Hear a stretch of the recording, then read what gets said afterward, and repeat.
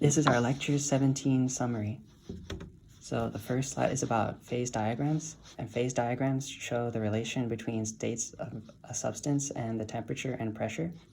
The triple point is the point where all three states exist in equilibrium, so liquid, gas, and solid are all in equilibrium with each other. And when a substance goes supercritical, its liquid and gas forms have the same density and they're impossible to chill apart from each other because their density is the same.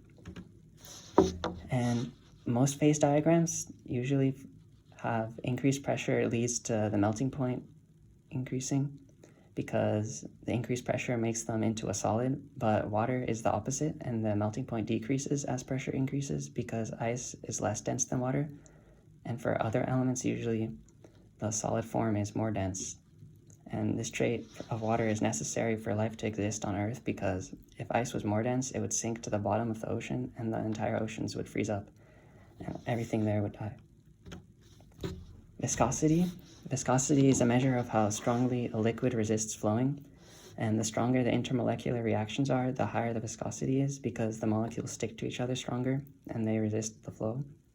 And viscosity also increases with molecular size, and it's measured in units of Cp. And effects of intramolecular bonds.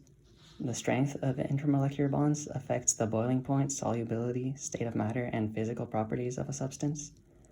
And one example of this is water, because water molecules can form up to 4 hydrogen bonds with each other, which leads to water having an increased boiling point. And sphere of hydration is when ions are added to water, they get surrounded by a sphere of water molecules caused by ion dipole interactions.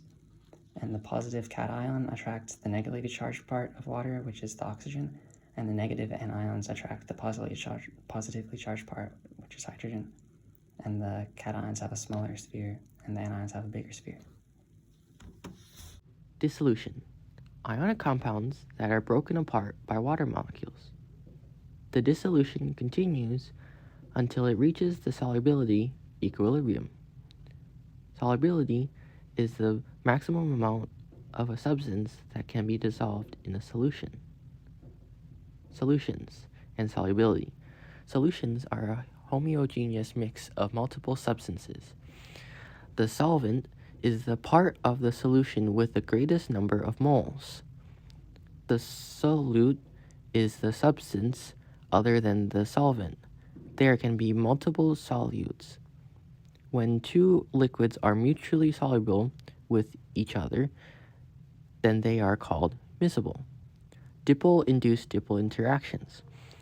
H2O's dipole causes a slight dipole to form in O2, which is usually nonpolar, and lets it slightly dissolve in water. Intermolecular forces on solubility. Ketones become more hydrophobic as they become larger because their hydrocarbon chains gets longer and carbon-hydrogen bonds are nonpolar. This causes their solubility to decrease with increased size. Octane is a 8-carbon alkane and is immiscible in water because it consists of only nonpolar carbon-hydrogen bonds. Calculations. The mole fraction of a certain part of a solution can be found by dividing the number of moles of that component by the moles of the whole solution. It can be seen in the image below. The mass percentage of a certain solute can be found by dividing the mass of the solute by the mass of the entire solution and multiplying by 100%. It can be also seen by the image below. Molarity and molality.